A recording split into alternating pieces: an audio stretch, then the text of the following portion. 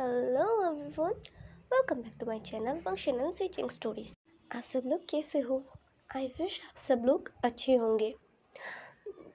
सो cuties, मेरा गला थोड़ा सा ख़राब है क्योंकि मुझे सर्दी हो गई है। तो प्लीज़ आप लोग मेरी वॉइस को यानी मेरी आवाज़ पर ज़्यादा ध्यान मतलब मेरी स्टोरी पर ध्यान देना। मेरी जो वॉइस है ना उस पर ध्यान मत देना। मुझे पता है बहुत ही बुरी तरीके से आ रही है, बट फिर भी थोड़ा सा एडजस्ट कर लेना प्लीज़। असल में हमारे यहाँ पर ठंड है तो मुझे ना सर्दी हो गई है इसी वजह से। ओके, तो चलिए मैं पहले आप लोगों को स्टोरी के बारे में बता देती हूँ। का नाम है ब्रोकन हार्ट। आप सबको याद ही होगा, जो एक रियल स्टोरी थी जो मेरी खुद की फ्रेंड की ही थी। स्टोरी में मैंने हैप्पी एंडिंग नहीं थी, वो स्टोरी सैड एंडिंग थी। तो ये उसका सीज़न 2 है। मैं इसका सीज़न 2 नहीं बनाना चाहती थी क्योंकि मैं इससे कोई छेड़खानी नहीं करना चाहती थी, क्योंकि ये मेरी फ्रेंड की स्टोरी है, ये रियल लाइफ स्टोरी। इसमें जो सब कुछ था वो भले ही पेनफुल था, बट वो सब कुछ उसने सफ़र किया था। इसी वजह से मैं इस स्टोरी के साथ कोई भी छेड़खानी नहीं करना चाहती थी। बट मेरी एक सब्सक्राइबर ने मुझे बार बार कहा है, उन्होंने रिक्वेस्ट की है कि मैं इस स्टोरी को हैप्पी एंडिंग करूँ। सो क्यूटीज, मैं उसको नहीं छेड़ूंगी, ये मेरे इमेजिनेशन से होगी। ये नेक्स्ट लाइफ से स्टार्ट होगी, उनका रिकार्नेशन से। ओके, तो मैं उस स्टोरी के साथ इसको नहीं जोड़ूंगी, यानी ये मेरी अलग इमेजिनेशन होगी। तो चलिए हम लोग स्टार्ट करते हैं स्टोरी। हम लोग देखते हैं, हमने ये देखा था उसमें कि विंग ने अपनी जान दे दी थी और वांगजी ने भी अपनी जान दे दी थी। तो हम स्टार्ट करते हैं। कहानी बीतती है पूरे 25 साल बाद। हम देखते हैं एक लड़का जो बहुत ही ज़्यादा हैंडसम है, मतलब वो ना बहुत ही ज़्यादा हैंडसम है, इतना खूबसूरत है कि उसकी खूबसूरती का कोई ना बयान नहीं किया जा सकता। उसे देखकर ये लग रहा है कि उसकी उम्र अभी 21-22 साल की होगी। तो हम देखते हैं उधर से उसका फ्रेंड कहता है, जान क्या कर रहे हो तुम? ये सुनकर वो लड़का यानी जो जान था वो कहता है, शाओ शिनचैन अंकल, वो कुछ नहीं कर रहा था, मैं तो बस काम कर रहा था, आपने मुझे बुलाया, कोई काम है? फिर ये सुनकर शाओ शिनचैन कहता है, जान काम नहीं है, चलो हमें मार्केट जाना है। फिर ये सुनकर जान कहता है, मार्केट क्यों जाना है हम लोगों को, कुछ लेना है क्या? ये सुनकर शाओ शिनचैन कहता है, हाँ जान हम लोगों को लेना है, तो चलो। फिर ये सुनकर जान कहता है, ठीक है अंकल हम लोग चलते हैं। और फिर वो लोग आ जाते हैं मार्केट और वो लोग शॉपिंग करने लगते हैं। और तभी जान ना जब शॉपिंग कर रहा था तभी उसकी टक्कर एक लड़के से हो जाती है। लड़का मतलब वो लड़का दिखने में तो वो विंग से बड़ा जान से बड़ा लग रहा था, जैसे कि उसकी उम्र शायद अभी 24-25 साल होगी। वो लड़का दिखने लगता है जान को। जान गिरने वाला था तो उसने उस जान के कमर में हाथ डाल के जान को पकड़ लिया था। और हाँ, मैं आपको पहले से ही क्लियर कर दूँ, ये ओमेगावर्स स्टोरी है। ओके, तो चलिए हम स्टोरी में आते हैं। फिर वो लड़का जान को देखने लगता है और जान भी उसे देखने लगता है। वो दोनों एक दूसरे को बस देखे जा रहे थे। पता नहीं क्यों जान को एक अजीब सा मतलब कनेक्शन सा फील होता है। और दूसरा जो लड़का जिसने जान को पकड़ा था ना, उसे भी अजीब सा एहसास होता है, वो भी जान को देख रहा था। उन दोनों को ऐसा लग रहा था कि मानो वो दोनों एक दूसरे को बहुत टाइम से जानते हो। वो दोनों बस एक दूसरे को देखे जा रहे थे। तभी दूसरी साइड से शाओशिन आता है और कहता है जान। जान को होश आता है कि वो अभी कहाँ है। और दूसरा जो लड़का जिसने जान को पकड़ा था उसे भी होश आता है, उसने भी जान को खड़ा कर दिया था। और फिर जान ग्रीट करके कहता है आई एम सॉरी, मैंने नहीं देखा था। फिर ये सुनकर वो लड़का कहता है कोई बात नहीं। दूसरी तरफ से एक मतलब एक लड़का आते हुए, लड़का नहीं कह सकते, वो मतलब बहुत ही ज़्यादा उसकी उम्र हो गई थी। वो बहुत बड़ा लग रहा था। शायद अभी उसकी उम्र लगभग 50 ऐसे होगी। और वो आते हुए कहता है ईबो। फिर ईबो दूसरी तरफ देखता है और कहता है डैड। फिर वो लड़का ना जान को देखने लगता है, मतलब लड़का ने, वो जो ईबो के डैड थे वो जान को देखने लगते हैं। और जब उनकी नज़र जान पर पड़ी ना, वो बिल्कुल शॉक्ड हो गए थे। वो बस जान को हैरानी से देखे जा रहे थे। और ईबो कहता है डैड क्या हुआ। फिर जान को भी अजीब लगता है कि ये अंकल उससे घूर क्यों रहे। फिर ईबो कहते हैं डैड क्या आप इसे जानते हो। फिर ये सुनकर ईबो के डैड बोलते हैं बेटा तुम्हारा नाम क्या है। ये सुनकर जान कहता है मेरा नाम शाहजहान है अंकल। फिर ये सुनकर वो जो है ईबो के डैड वो कहते हैं ओह इसका मतलब तुम मिस्टर शाह के बेटे हो। फिर ये सुनकर जान हाँ कर देता है। असल में विंग शाओशिनचेन का बेटा है। और मैं बता दूँ विंग अंकल जान शाओशिनचेन को अंकल क्यों कहता है। असल में उसके घर में बहुत सारे बच्चे हैं। तो होते हैं ना बचपन में बच्चे, जैसे कि किसी को उसे बुला ले तो वो ना उसी को पकड़ लेते हैं। तो उसके घर में बहुत सारे बच्चे थे, तो वो लोग भी ना शाओशिनचेन को अंकल अंकल बुलाते थे ना। और विंग ये देखकर ना वो भी अपने डैड को अंकल ही बुलाता था। कभी कभी वैसे तो वो डैड ही बुलाता था, बट कभी कभी मतलब होता है ना एक हैबिट हो जाए तो वो कभी कभी अंकल भी बोल दिया करता था। बट इससे हमारे शाओशिनचेन को कोई प्रॉब्लम नहीं थी। और अभी शाओशिनचेन भी ना ईबो को शॉक्ड होकर देख रहा था। और दूसरे आए हुए पर्सन यानी ईबो के डैड को भी शॉक्ड होकर देख रहा था। और सेम हमारा हाल ईबो के डैड का भी है। तो मैं आप सबको बता दूं ईबो का डैड और कोई नहीं बल्कि हमारा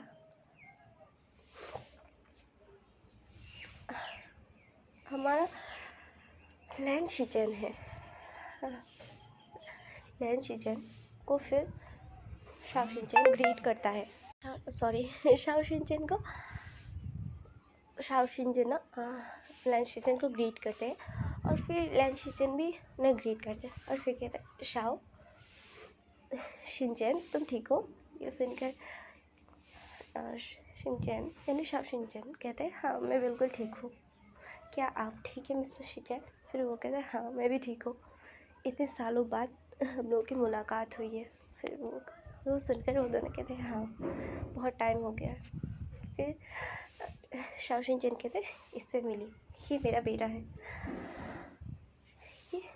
बेटा है शाओजान।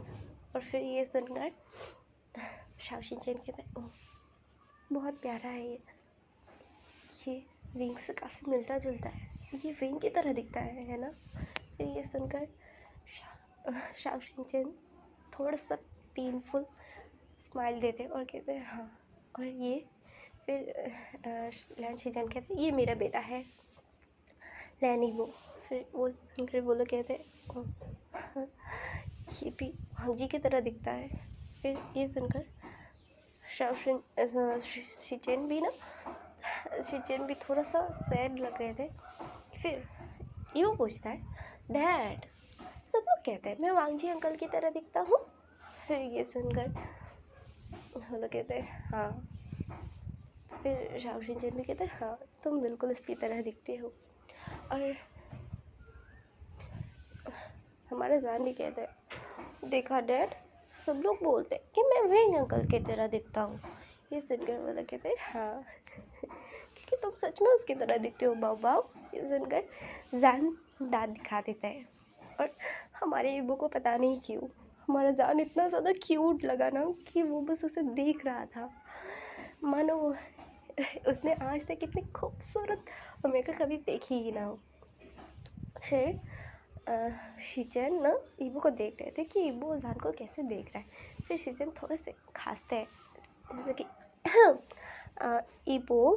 फिर ईबो जान से अपनी नज़र हटाकर अपने डैड की तरफ देखने लगता है और कहता है डैड।